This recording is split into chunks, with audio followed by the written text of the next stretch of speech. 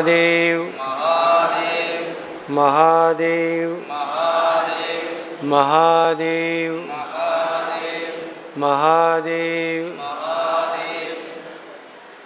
महादेव।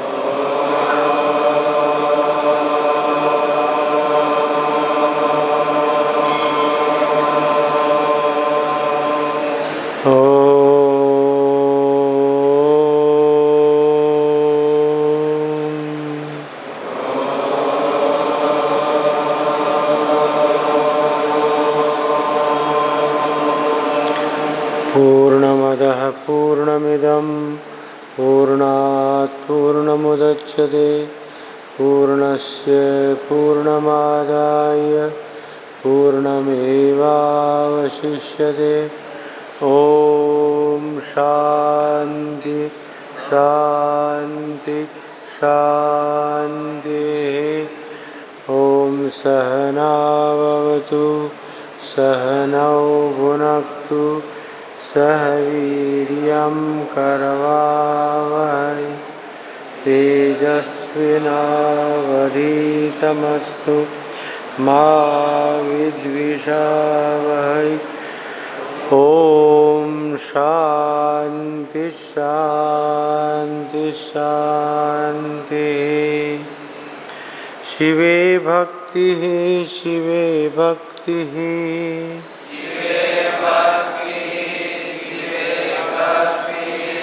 शिवे भक्तिर्भवे भवे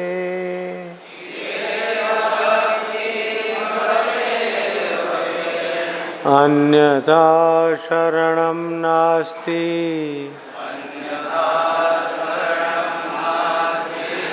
त्वमेव शरणं मम।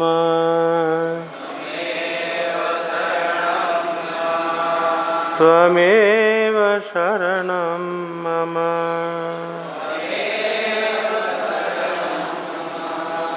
त्वमेव शरणं मम।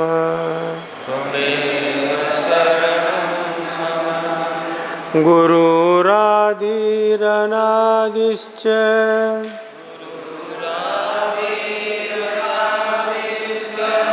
गुरुः परमदैवतं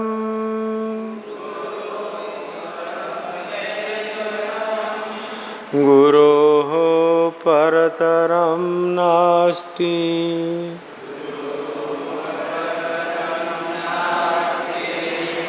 तस्मै श्री गुरवे नमः।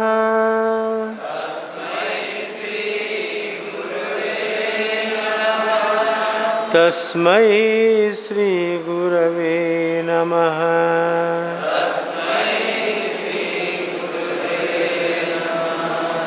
तस्मै श्री गुरवे नमः।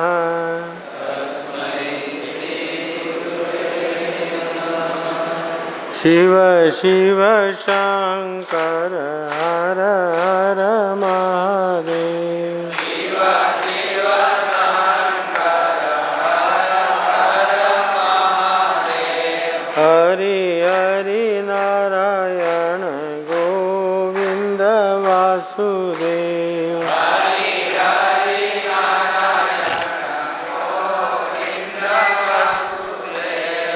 हरि हरि नारायण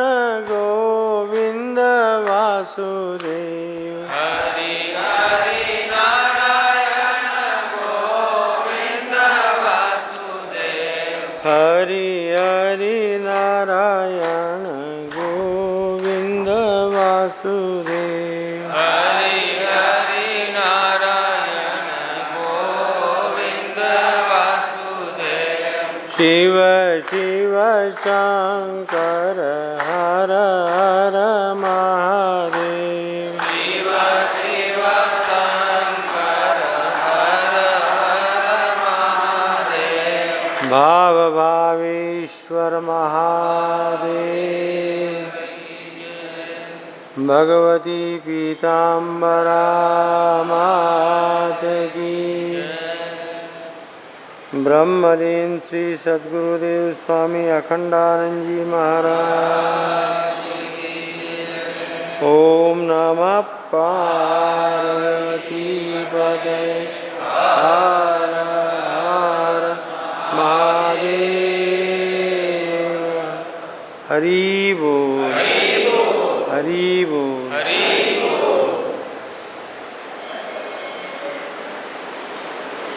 ચાલો નારાયણ લઈ ચાલો તમારા મનીરામ બાબાને મારી સાથે શ્રી શિવ મહાપુરાણના આનંદમાં, જે પોતે કલ્યાણ સ્વરૂપ છે એવા પરમાત્માના સુંદર ચરિત્રો, એમની લીલાઓ તમે સાંભળો છો. અહીંયા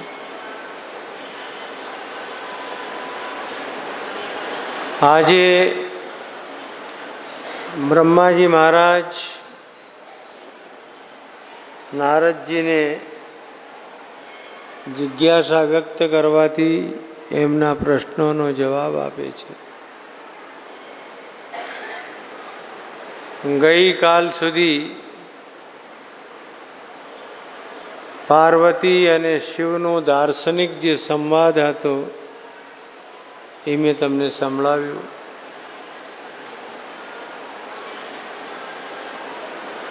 પાર્વતીએ કહી દીધું કે મારા વગર તમે કાંઈ કરી શકતા નથી. વાત તો સાચી હતી, પણ એમાં થોડોક ગર્વ પાર્વતીનો દેખાય છે, ઘમંડ. ઘણું બધું મહાદેવજીને સંભળાવી દીધું. પ્રકૃતિ વગેરે પુરુષ શૂન્ય છે, પ્રકૃતિ વગેરે પુરુષ કાંઈ કરી શકતો નથી. સાંખ્ય દર્શનના સિદ્ધાંત પ્રમાણે આ બધી વાતો એમને કરી. બધા દર્શનો ભગવાનના સ્વરૂપ છે,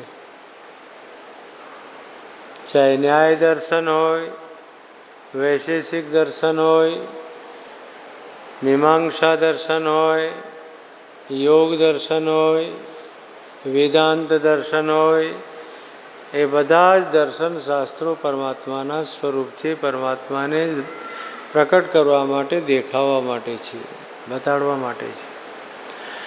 દર્શનનું તાત્પર્ય થાય છે દર્પણ. દર્શન એટલે શું? દર્પણ. દર્પણનું શું કામ છે? બોલો.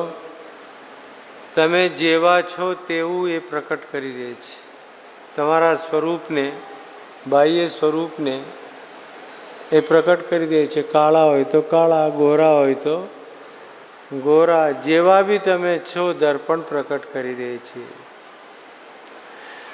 એવી જ રીતે દર્શન શાસ્ત્ર જે છે પોતાના આત્મ સ્વરૂપને, શિવ સ્વરૂપને પ્રકટ કરવામાં કારણ બને છે.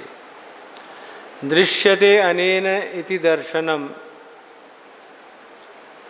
જેના થકી પોતાના આત્માના સ્વરૂપના દર્શન થાય એનું નામ દર્શન. પોતાની અનુભૂતિ કરાવવા માટે છે. આ ભગવાન શિવ તો પોતાના આત્મ સ્વરૂપમાં જ રમણ કરતા હોય છે, પોતાના સ્વરૂપમાં જ વ્યવસ્થિત છે. પાર્વતી સાંખ્ય દર્શનને લઈને પ્રકૃતિની પ્રાધાન્યતાથી પોતાના તર્કો ત્યાં પ્રકટ કર્યા. ભગવાન શંકરે પણ હસીને બધું સાંભળી લીધું અને એમને સેવામાં રાખવા માટે હા પણ પાડી દીધી. એ તો નિશ્ચિત જ છે, આપણે બધા જ જાણીએ છીએ શિવ અને પાર્વતીના લગ્ન થવાના જ છે. શિવ પુરાણમાં હમણાં કથામાં એમ તો થઈ ચૂક્યા છે. જગત પિતરૌ વંદે પાર્વતી પરમેશ્વરૌ. જગતના માતા પિતા કોણ છે? પાર્વતી અને શિવ. પણ જે વિધિ છે, સંવિધાન છે, ત્યાં સુધી પહોંચવાની જે તૈયારીઓ છે એ ચિંતન કરવા યોગ્ય હોય છે.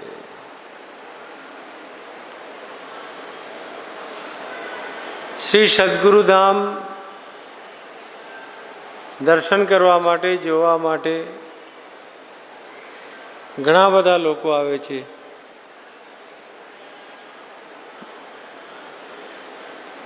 દર્શન કરી લે છે, પ્રશંસા પણ કરી જાય છે કે બહુ જ સુંદર મંદિર છે, ભગવાન બહુ જ સુંદર છે, સારા લાગે છે.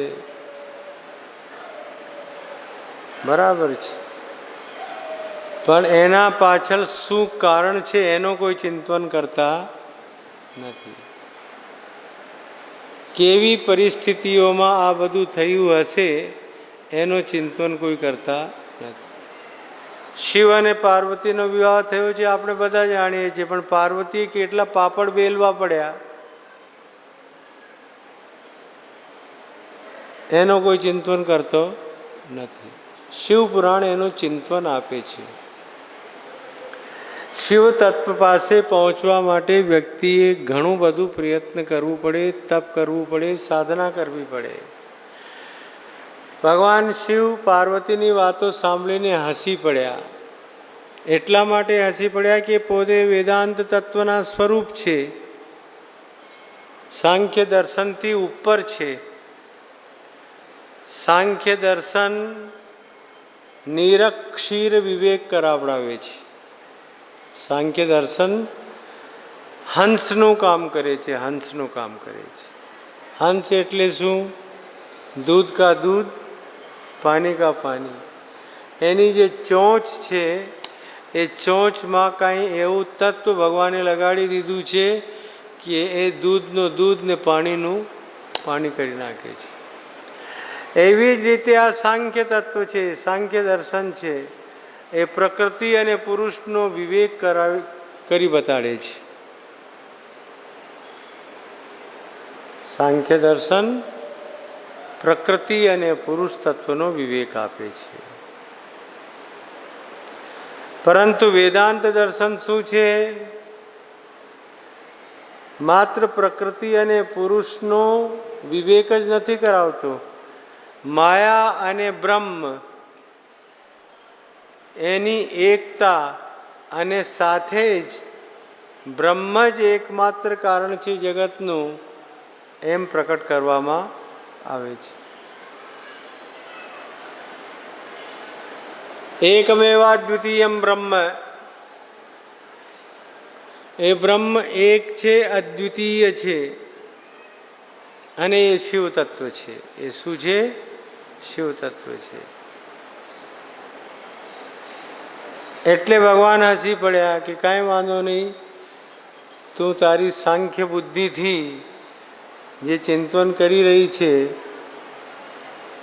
હું તને સેવામાં સ્વીકારવા માટે તારા પિતાને આજ્ઞા આપું છું. એની પાછળ કારણ હતું. ભગવાન શંકર પોતે મનમાં વિચારે છે, પાર્વતીના મનમાં થોડોક ગર્વનો બીજ રહી ગયો છે. સાંખ્ય દર્શનનો આશ્રય લઈને જે વાતો એમને કરી છે એમાં થોડોક એમનો ગર્વ દેખાય છે. આ ગર્વનો બીજ ત્યારે જ ખલાસ થશે જ્યારે તપસ્વીની બનશે, તપસ્યા કરશે. અને જ્યારે તપપૂત થઈને મારા પાસે આવશે, ભવિષ્યમાં હું એમની સાથે લગ્ન કરીશ, એમ પોતે भगवान पाणी ग्रहण संस्कार करूँगा ऐसा मन में विचार कर लेते हैं शिव। लेकिन क्यारे જ્યારે તપસ્યા દ્વારા એ જે થોડો બહુ જ રહી ગયો છે ગર્વ ઘમંડ, એ પણ ખલાસ થવું જોઈએ। देखो वैसे तो स्त्रियों के पास घमंड करने के लिए कुछ भी नहीं होता है, मात्र पति के कारण ही वो सब कुछ करती है। पति का आश्रय होने से, पति से प्यार होने के कारण से, पति को अपना सर्वस्व न्योछावर कर देने के कारण से पत्नी सौभाग्यवती होती है, और उस सौभाग्य के कारण उसे गर्व होता है। हूँ सौभाग्यवती छूँ। જેટલી પણ સ્ત્રીઓ વિવાહિતા છે તમે જુઓ ત્યાં સુધી જ દાદાગીરી ચાલે ઘરમાં, જ્યાં સુધી ધણી હોય, અને ધણી ન હોય તો કોઈ પૂછે? એનું સૌભાગ્ય, એનો સુહાગ ધણી હોય। એટલે ગર્વ જે અગર થતું બી હોય તો એ ધણીના લીધે થાય છે। હજુ પાર્વતી અને શિવમાં ધણી ધણિયાણીનો ભાવ આવ્યો નથી। મનસા સ્વીકારી લીધું છે, પરંતુ લૌકિક વ્યવહારમાં નથી આવ્યો। એટલે મારા પાસે આવા પહેલાં એમનામાં કોઈ ગર્વ હોવું જોઈએ નહીં। એટલે જ એમને ભગવાન શિવે કહી દીધું, એમના પિતાને કહી દીધું, વાંધો નહીં, હું તમારી દીકરીને મારી સેવામાં સ્વીકાર કરીશ। તો એ પોતાની બે બહેનપણીઓ સાથે ભગવાન શિવની સેવા કરે છે, ષોડશોપચાર પૂજા કરે છે।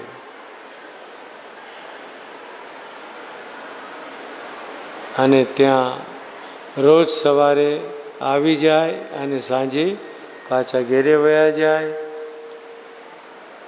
ભગવાનની જે બી આવશ્યકતાઓ હોય એની પૂર્તિ કરે છે। સેવા કરતાં કરતાં સ્વાભાવિક છે કે મનમાં પવિત્રતા વધે છે। सेवा एक ऐसा साबुन है नारायण कि गंदे कपड़े को साफ कर देता है। जैसे साबुन क्या करता है, गंदे वस्त्र को, मलिन वस्त्र को साफ कर देता है, वैसे इस सेवा में भी इतनी सामर्थ्य है कि वह मलिन अंतःकरण को स्वच्छ कर देता है। मलिन अंतःकरण को स्वच्छ कर देता है। जब तक मलिनता रहेगी, देखो कोई भी रंगरेज जो होता है, रंगने वाला वस्त्र रंगने वाला, तब तक नहीं रंगता जब तक उस वस्त्र को स्वच्छ नहीं कर देता है, बढ़िया नहीं बना देता है। गोबर के अंदर पड़ा हुआ कपड़ा तुम रंगरेज को ले जा करके दो कि इसको रंग दो, तो वो कहेगा पहले भाई धो धा के ला, साफ करके ला। कोई भी रंग तभी खिलता है जब पहले से वस्त्र निर्मल हो जाता है। वैसे ही कोई भी अंतःकरण में जब तक पवित्रता नहीं होगी, सरलता नहीं होगी, तरलता नहीं होगी, तब तक भगवान की भक्ति का रंग चढ़ने वाला नहीं है। और वो क्या करना पड़ेगा उसके लिए, तो सेवा का साबुन, सेवा करनी पड़ेगी। और यहाँ पर भगवती पार्वती सेवा करती है। भगवान शंकर को भी बहुत अच्छा लग रहा है पार्वती का रहना, उनके पास आना जाना। मैंने एक संकेत कर दिया था आपको, सती के वियोग में बहुत दुखी थे भगवान शिव। सती का वियोग उन्हें पीड़ित कर रहा था, એમને દુઃખ પહોંચાવી રહ્યો હતો। અને એ જ સતી પાર્વતી બનીને આવી ગયા છે હિમવાન પર, તો તમે જુઓ પોતે શંકર ક્યાં પહોંચી ગયા? હિમાલય ઉપર. અને ગંગોત્રીમાં જઈને સાધના કરવા લાગ્યા, તપસ્યા કરવા લાગ્યા. पति पत्नी की जो प्रीति है, प्रेयसी और प्रियतम की जो प्रीति है, आत्म वस्तु की जो प्रीति है, वो वहाँ स्पष्ट दिखाई दे रही है, प्रकट हो गई है. लेकिन बात आगे कैसे बढ़े? इंद्रादिक देवता ब्रह्मा जी महाराज के पास जाते हैं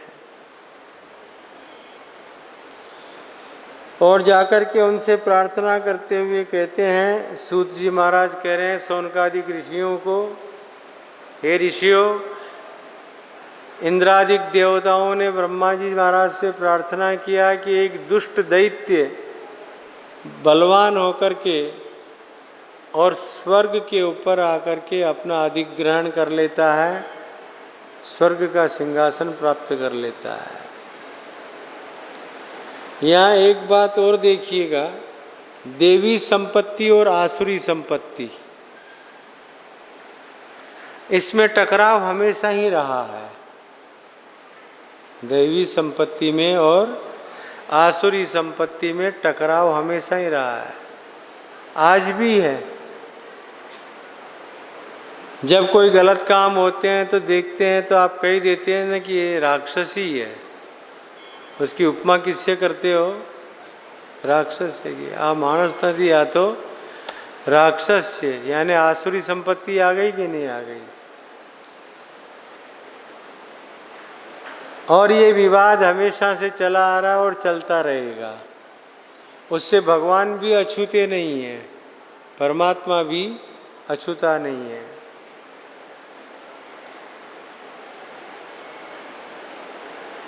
अरे बाबा, निर्दोष तो ब्रह्म भी नहीं है. ध्यान थी सांभळજો बात नहीं. निर्दोष तो शुद्ध सच्चिदानंद घन आनंद परब्रह्म જ્યાં સુધી છે, માયાથી પરે છે, संकल्पથી रहित છે, ત્યાં સુધી જ ब्रह्म शुद्ध ब्रह्म कहलाता है. और उसके बाद जब वो एको हम बहुश्याम प्रजाएय माया का साथ लेकर के संकल्प कर देता है, तो फिर वो भी शुद्ध नहीं रहता है, क्योंकि माया दोष है, माया प्रकृति है, वो जुड़ गई. अब जहाँ वो जुड़ जाएगी तो वहाँ पे तो संसार खड़ा हो ही जाने वाला है ना भैया. और जहाँ संसार खड़ा होगा वहाँ के ऊपर राग भी होगा और द्वेष भी होगा, प्यार भी होगा और तकरार भी होगी. ये सारी समस्याएं माया शक्ति का साथ लेते ही उस निर्दोष ब्रह्म में भी आ सकती है. तब सामान्य व्यक्ति की तो बात ही क्या. तब इंद्रादिक देवताओं में भी ये बात आ गई, आसुरी संपत्ति बढ़ रही है. एक दुष्ट दैत्य देवताओं के क्षेत्र में प्रवेश कर गया है. तुम अपने हृदय में झांक करके देखो, ये तुम्हारा हृदय जो शुद्ध है, भगवान से जुड़ा हुआ है, प्यार कर रहा है, वहाँ सिंहासन के ऊपर अगर परमात्मा बैठा है तो बहुत अच्छी बात है. और अगर राग और द्वेष बैठ गए तो तू मने बहु गमे छे, आ बात આવી ગઈ, અને તું મને જરાય ગમતો નથી, આ વાત આવી ગઈ, તો પછી અંદર શું થવાનો? બોલો, युद्ध થવાનો कि नहीं? ये युद्ध होगा, क्योंकि स्वाभाविक है, दैवी संपत्ति और आसुरी संपत्ति का टकराव हमेशा से होता रहा है और होता रहेगा. यहाँ भी ये दैत्य आ गया है और स्वर्ग के ऊपर दैवी संपदा के ऊपर आक्रमण करके अपना अधिग्रहण कर लिया. ये देख करके और देवताओं ने, इंद्रादिक देवताओं ने ब्रह्मा जी महाराज से कहा, महाराज कोई उपाय बताइए, उपाय करिए. सुन करके ब्रह्मा जी महाराज ने कहा, ये तारकासुर नाम का दैत्य है. શું નામ છે એનો? तारकासुर. और उसने घोर तपस्या की, मुझे प्रसन्न कर लिया और मेरे ही वरदान के कारण से आज ये इस स्थिति में पहुंचा है। वैसे भी ब्रह्मा जी महाराज कुछ न कुछ खुरापात करते ही रहते हैं। खुरापात समझते हो? गड़बड़ सड़बड़ गड़बड़ घोटाला। इनकी जो भी कोई स्तुति कर ले, इनको खुश कर ले, तो ये जाकर के वरदान दे ही देते हैं। हिरण्यकशिपु को किसने वरदान दिया? बोलो, ब्रह्मा जी ने दिया। हाँ,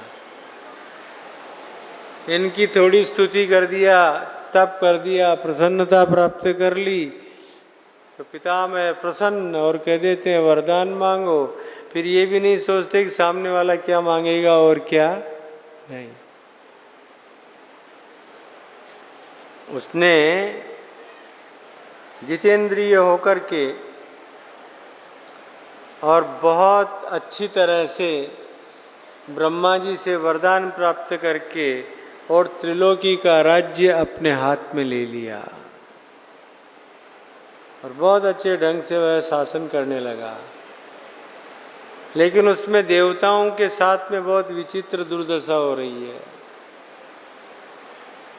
सेवक से भी ज़्यादा उनकी स्थिति बदल गई है। इसीलिए देवता दुखी हो गए और ब्रह्मा जी के पास गए।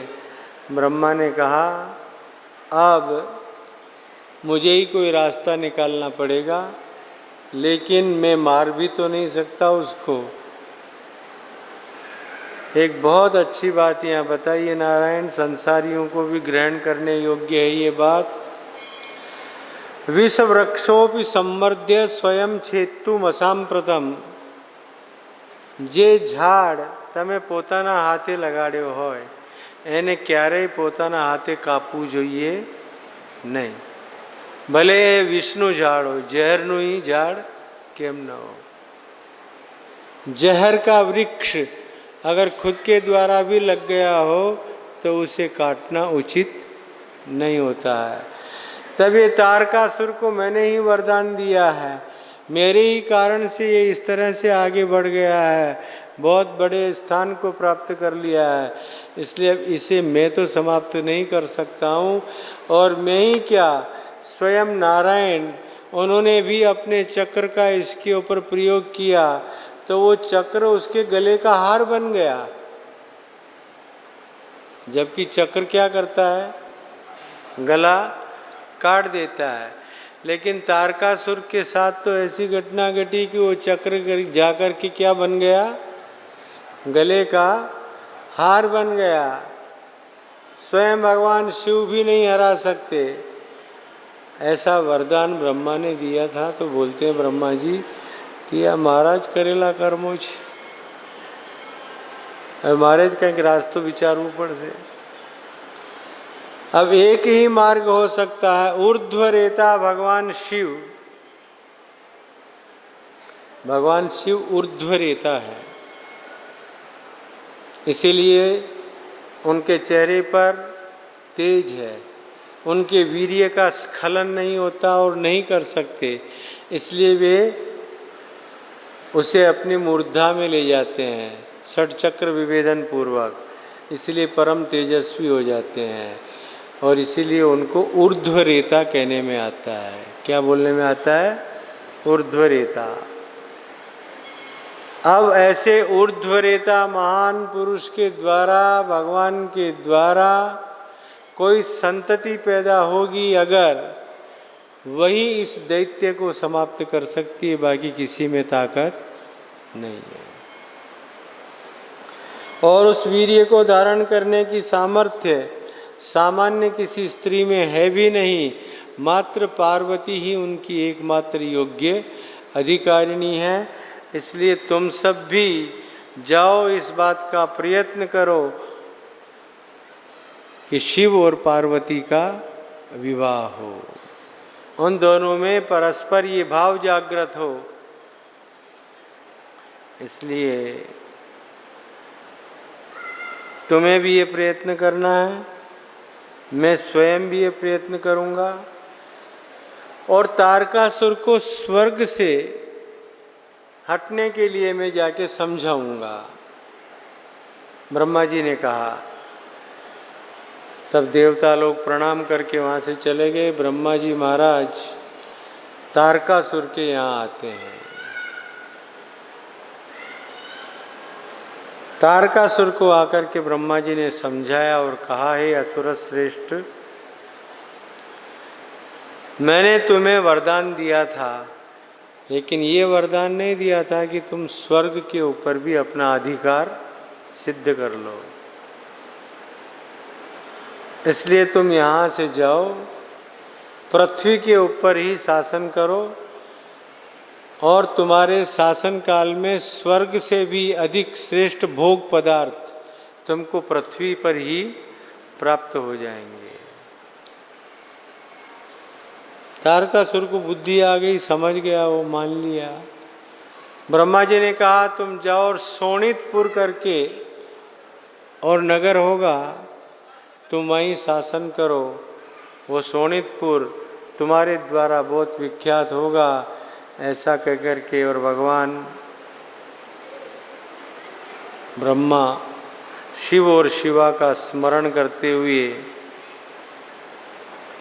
देवताओं को आज्ञा देकर के अपने स्थान की ओर चले गए और प्रार्थना करते हैं कि भगवान शिव में और पार्वती में इस तरह का भाव जागृत हो जो दोनों में अनुराग हो जाए, दोनों में अनुराग हो जाए। इंद्र आ गए थे अपने यहाँ, क्योंकि वो शोणितपुर चले गया था। तारकासुर तो स्वर्ग खाली हुआ, अपनी जगह के ऊपर आके बैठ गए। अब तारकासुर को समाप्त करने के उपाय के रूप में इंद्र जितना सोच सकते हैं, देवता जितना सोच सकते हैं, उतना ही वो करेंगे।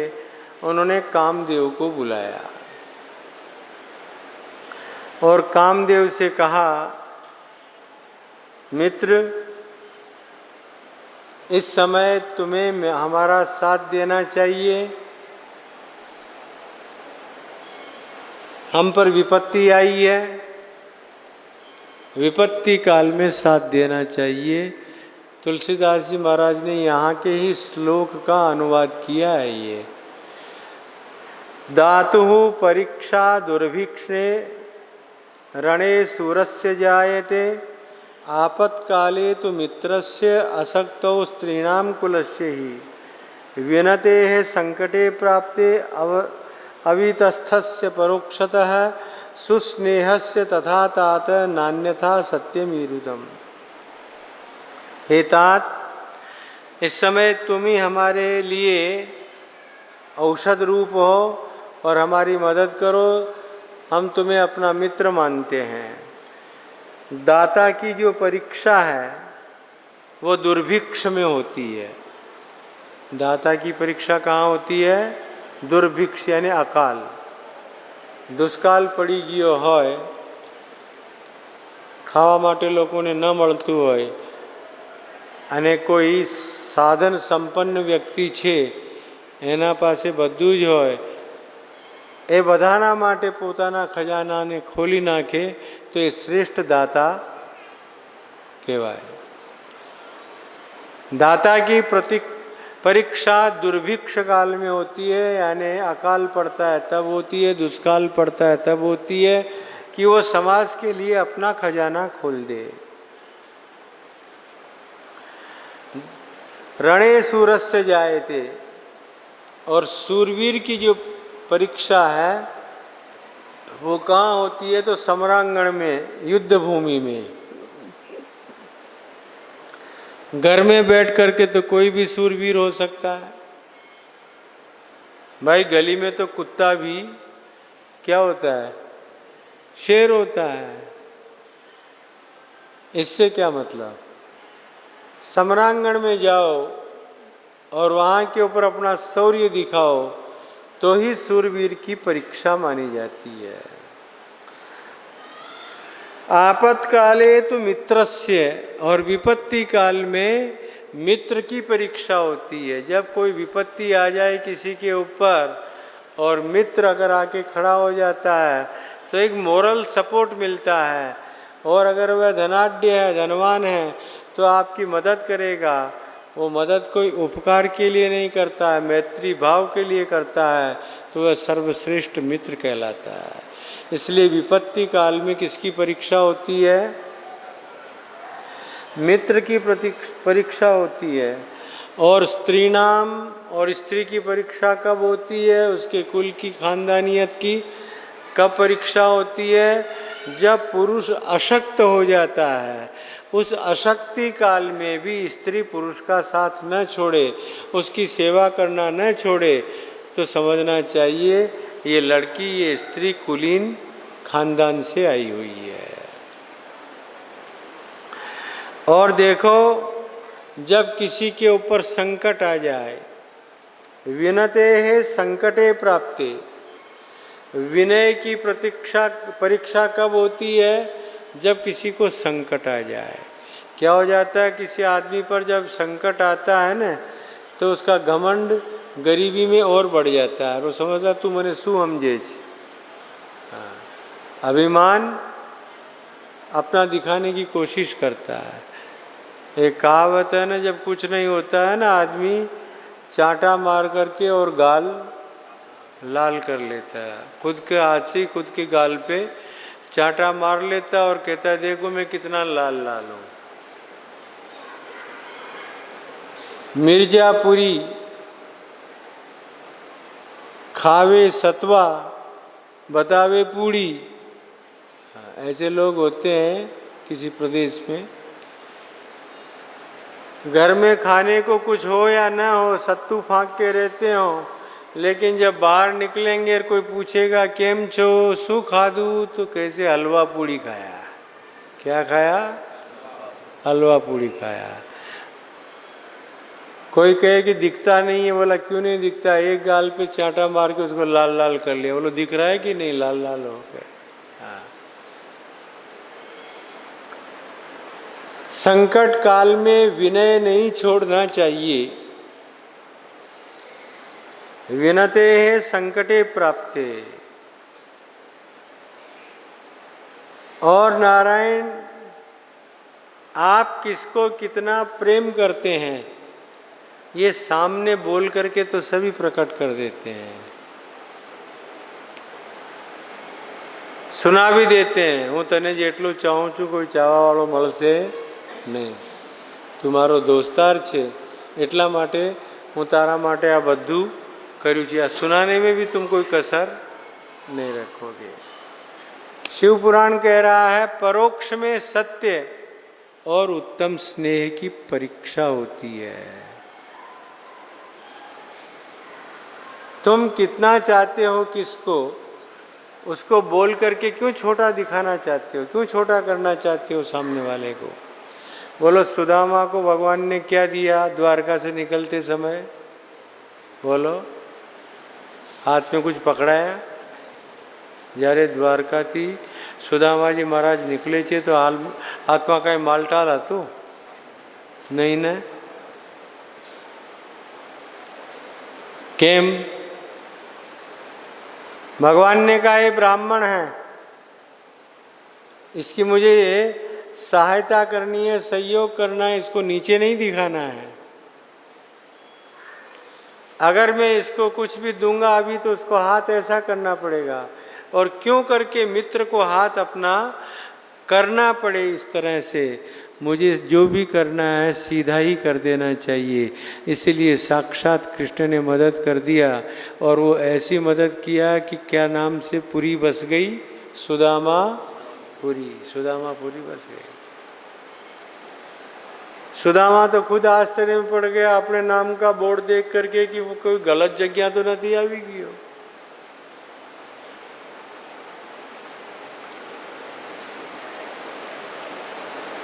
हम कितना प्रेम करते हैं, किसको कितना चाहते हैं हम किसी को, अथवा हमारे हृदय में उसके लिए क्या भाव है, उनको सीधा सामने सुना करके और बोलने की आवश्यकता नहीं है।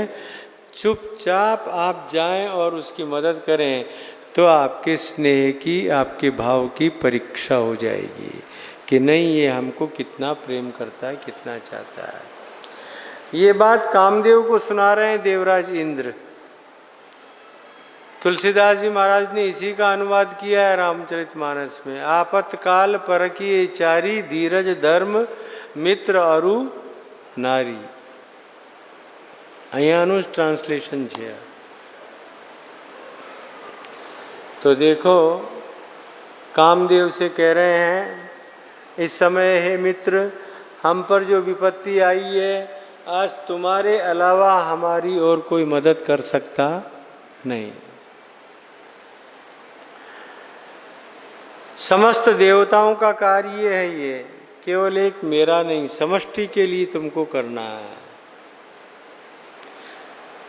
ઇન્દ્રની વાત સાંભળીને કામદેવ ખૂબ જ પ્રસન્ન થાય છે અને પ્રેમથી ગંભીર થઈને કહી રહ્યા છે, હે દેવરાજ, કામદેવ બોલે છે, તમે એવી રીતે શું કામ કહો છો? હું તો તમારી વાતનો કોઈ જવાબ પણ નહીં આપી શકું, માત્ર નિવેદન કરું છું। લોકમાં જે ઉપકારી મિત્ર હોય છે એ બોલતા નથી, કરીને બતાડે છે। और विपत्ति के समय ही मालूम पड़ता है कौन उपकारी और कौन बनावटी है। मित्र भी कौन बनावटी है और कौन उपकारी है, करवा वाળો છે। તમે જે સંકટની વાત કરી રહ્યા છો, હું તમારી સાથે છું। તમે મને જે આજ્ઞા આપશો હું કરવા તૈયાર છું। ये कार्य मैंने सौंपी सको छो। ब्रह्मा जी महाराज कहते हैं, देवर्षि नारद कामदेवनी बात सांभळीने देवराज इंद्र खूब ज प्रसन्न थाय छे। अने जुओ अहींया देवराज इंद्र कामदेव ने प्रणाम करे छे। एक लफड़ा तो है, ये इंद्र भी बहुत स्वार्थी है। हाँ, अपना काम सिद्ध करना, वो कहते हैं ना, अपना काम बनाना हो तो गधे को भी बाप बोल दिया जाता है कि तू गधेड़ो ने तू मारो बाप छे। अबे इंद्र बड़ा है, काम उससे छोटा है, लेकिन फिर भी देवराज इंद्र कामदेव को प्रणाम करते हैं और उसकी स्तुति करते हुए कहते हैं, हे कामदेव, तमे तो सर्वव्यापक छो અને જે કાર્ય જે શક્તિ તમારામાં આપી છે ભગવાને એવી કોઈમાં જ નથી। એટલા માટે જ હે મિત્ર, આજે તમારા સહયોગની અપેક્ષા અમને છે। તારક નામનો એક અસુર છે, દૈત્ય છે, બ્રહ્માજી મહારાજ પાસેથી અદ્ભુત વર પામીને આવી ગયો છે। એને મારવા માટે કોઈ સક્ષમ નથી। માત્ર એક જ ઉપાય છે, ભગવાન શિવ અગર પાર્વતી જોડે લગ્ન કરે અને એમને ત્યાં સંતતિ થાય તો જે સંતતિ થશે એ તારકાસુરને મારવામાં સમર્થ હશે। એટલે તમે એવો પ્રયત્ન કરો કે જેનાથી ભગવાન શિવના મનમાં કામ ભાવ જાગૃત થાય અને પાર્વતી જોડે લગ્ન કરે। कामदेव तो बड़ा खुश हो गया और उसने कहा, कोई बात नहीं, मैं जाता हूँ जहाँ हिमालय पर तपस्या कर रहे हैं भगवान शिव, और मैं जाके ये काम करूँगा। उसको बड़ा विश्वास था अपने काम के ऊपर, क्योंकि आज तक जीतता रहा न। श्रीमद् भागवत में आता है, तत्सृष्ट सृष्ट सृष्टेषु कौन अखंडित दी पुमान। ब्रह्मा की सृष्ट सृष्टि, मरीचि इत्यादि, कर्दम इत्यादि ऋषि, एमा कोई पण व्यक्ति निष्काम नहीं।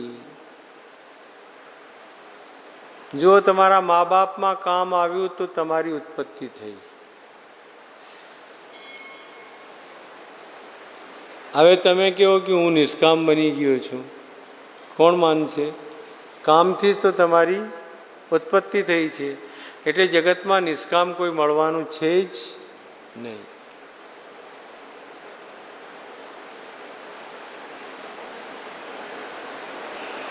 એટલે કામદેવને અભિમાન થઈ ગયો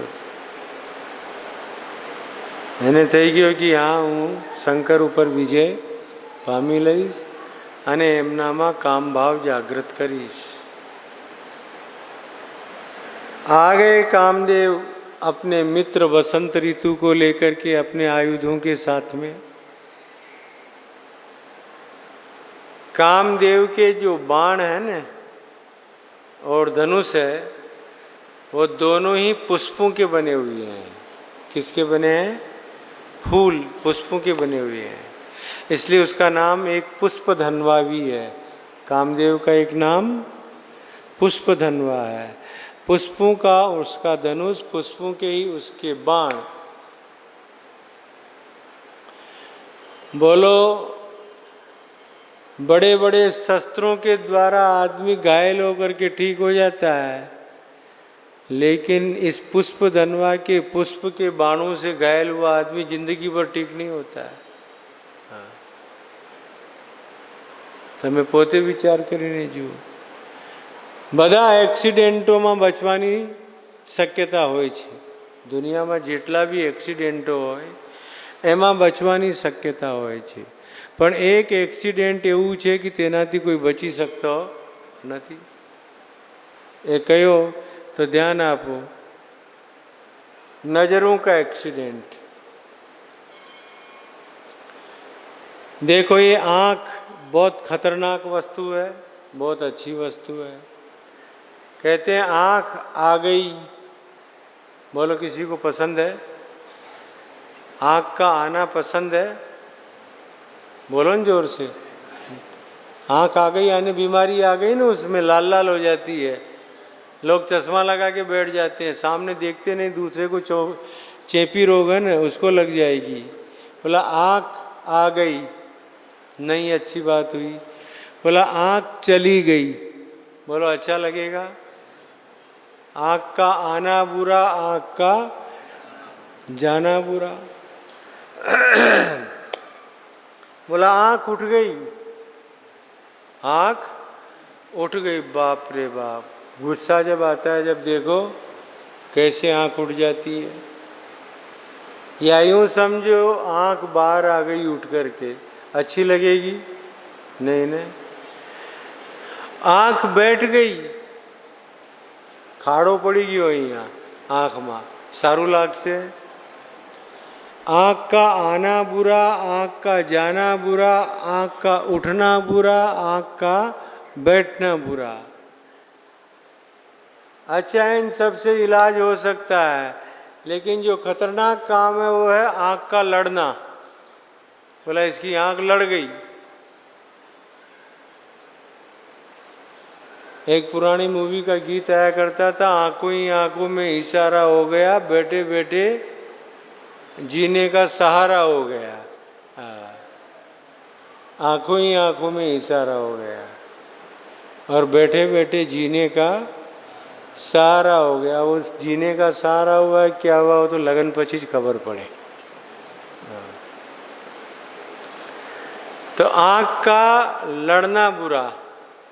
आँख का तो एक ही काम अच्छा माना गया है कि इसकी आँख खुल गई. क्या बोलते हैं? आँख खुल गई. बस आँख खुल गई मतलब उसको विवेक प्राप्त हो गया. तब जब कामदेव जाता है तो कहाँ से एक्सीडेंट करता है? आँख से. कामदेव का ऋग्वेद के अंदर प्रवेश द्वार आँखों को ही माना गया है, और वो सीधा दिल में पहुंचता है, हृदय में पहुंचता है.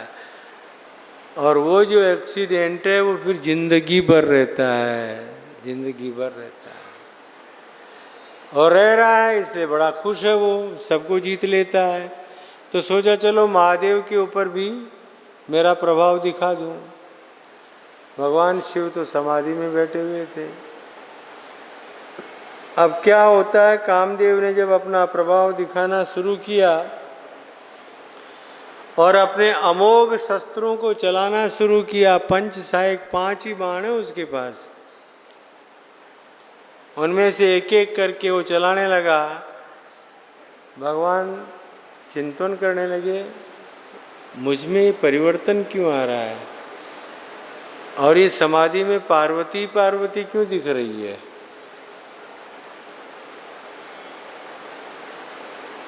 ये मेरे में सकाम भाव क्यों आ रहा है।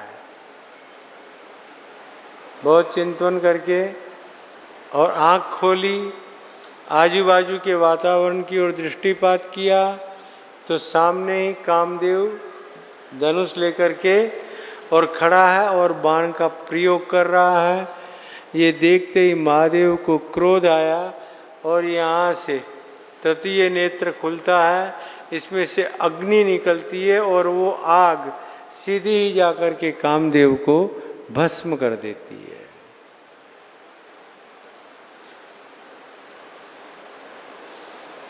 देवता लोग माफी भी नहीं मांग पाए थे, उसके पहले तो बेचारा कामदेव गोविंदाय नमो नमः हो गया।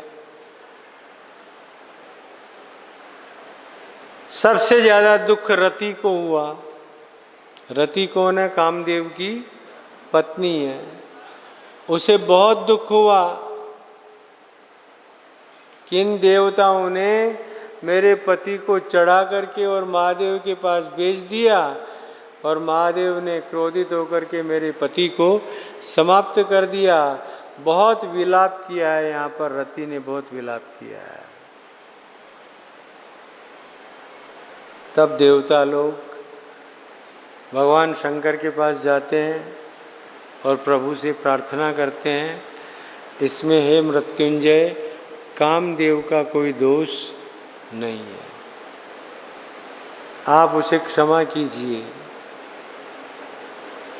आप देखिए उसकी पत्नी कितना विलाप कर रही है, कितना रो रही है, आप उस पर कृपा कीजिए। भेजा हमने था, वो कोई अपनी इच्छा से नहीं आया था, और वो किसी एक व्यक्ति के लिए नहीं आया था। समस्त दैवी संपदा के ऊपर विपत्ति आ गई थी तारकासुर नामक, इसलिए उससे रक्षा करवाने हेतु कामदेव को हम ही लोगों ने आपके पास में भेजा था। भगवान शंकर ब्रह्मा जी महाराज कहते हैं, उस देवी को रोता विलखता देखा तो कहने लगे, मेरे द्वारा जो कार्य हो चुका है वो तो वापस नहीं होगा, अब मैंने उसको जला दिया है, तुम उसकी भस्म को साथ में लेकर के अपने पास रखो, अपने पास रखना। और मैं तुम्हें इतना वरदान देता हूँ, जब तक तुम्हारा पति पुनरुज्जीवित नहीं हो जाता है तब तक वो लोगों के हृदय में निवास करेगा। कहाँ निवास करेगा? लोगों के हृदय में, और उसका नाम जगत में अनंग प्रसिद्ध होगा। क्या होगा? अनंग।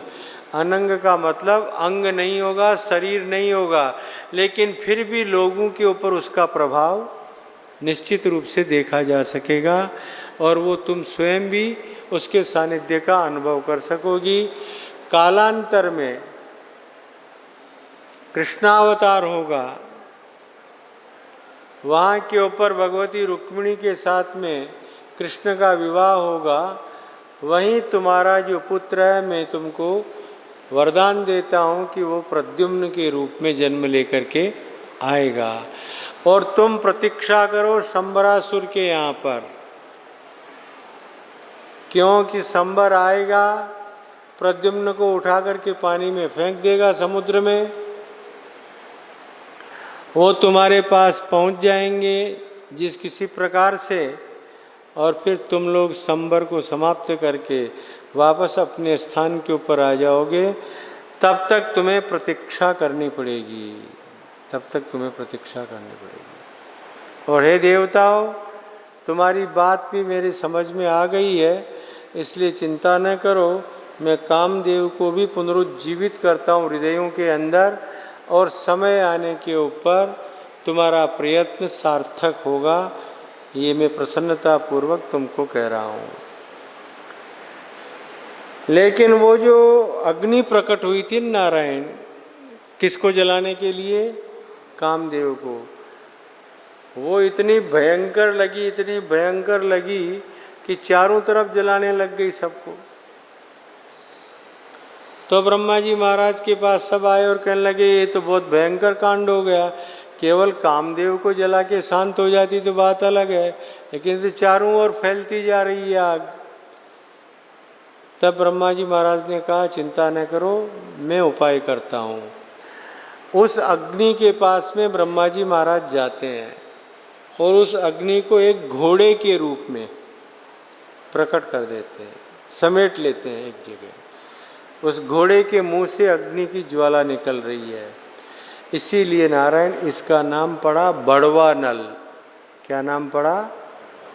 बड़वा नल। जानते हो ये कभी कभी पेपरों में टीवी पे दिखाया करते हैं, पर्वतों में आग लग जाती है, समुद्र में भी आग लगती है। क्या बोलते हैं समुद्र में आग लगती है तो? ज्वालामुखी। ज्वालामुखी फट गई।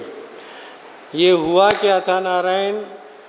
ब्रह्मा जी महाराज ने उस अग्नि को बड़वा के रूप में स्थापित करके और समुद्र के पास जाकर के और उसे आज्ञा देते हुए कहा, महाप्रलय काल पर्यंत हे सागर, तुम लोगों की रक्षा करने हेतु इस बड़वा नल को अपने हृदय में धारण करो, अपने जल में धारण करो, लेकिन वो भी एकदम अंतस तक नहीं करना, नहीं तो सारा पानी सूख जाएगा और हाहाकार हो जाएगा। इसलिए तुम ऊपर ऊपर से तुम अपने आप में इसको स्वीकार करो। देखो वही बड़वा नल जो है ज्वालामुखी होकर के समुद्र से कभी कभी प्रकट होकर के और प्रलयंकारी दृश्य दिखाई देता है, कर देता है। इस तरह नारायण ये बड़वा नल भगवान की क्रोधाग्नि जो है उसी के द्वारा ब्रह्मा जी महाराज की प्रार्थना से, आज्ञा से शांत होती है और समुद्र के अंदर चली जाती है। इधर भगवान शिव अंतर्ध्यान हो गए, हिमालय से चले गए, कहीं अंतर्ध्यान हो गए। जब देवी पार्वती सेवा करने के लिए आई वहाँ तो महादेव जी गायब, नहीं थे वहाँ पर। फिर सारी कथा उनको मालूम पड़ी, कामदेव को दग्ध करना, रति का विलाप, वो सब कुछ उन्होंने सुना, देखा, अनुभव किया। तो वे स्वयं विरह व्याकुल हो गई भगवान शिव के वियोग में।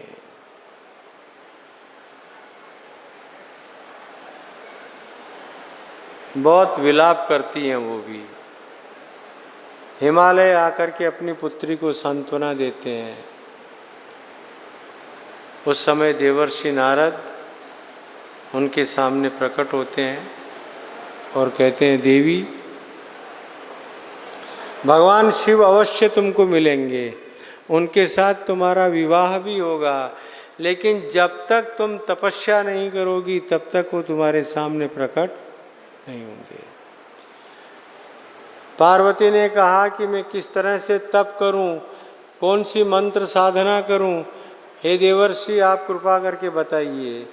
तब नारायण यहाँ देवर्षि नारद पार्वती के गुरु रूप में प्रकट होते हैं और वहाँ देवर्षि नारद ने तपस्या के स्वरूप का प्रतिपादन करते हुए मंत्र दीक्षा दिया है। पार्वती को मंत्र दीक्षा दिया। नमः शिवाय बोलो, नमः शिवाय, नमः शिवाय, नमः शिवाय, नमः शिवाय। हे देवी, ये मंत्र अद्भुत है। श्रवण करने मात्र से भगवान शंकर प्रसन्न हो जाते हैं, इसलिए जोर जोर से इसका कीर्तन करो, भगवान शिव प्रसन्न होंगे। ओम नमः शिवाय, ओम नमः शिवाय, ओम नमः शिवाय, ओम नमः शिवाय, ओम नमः शिवाय, ओम नमः शिवाय,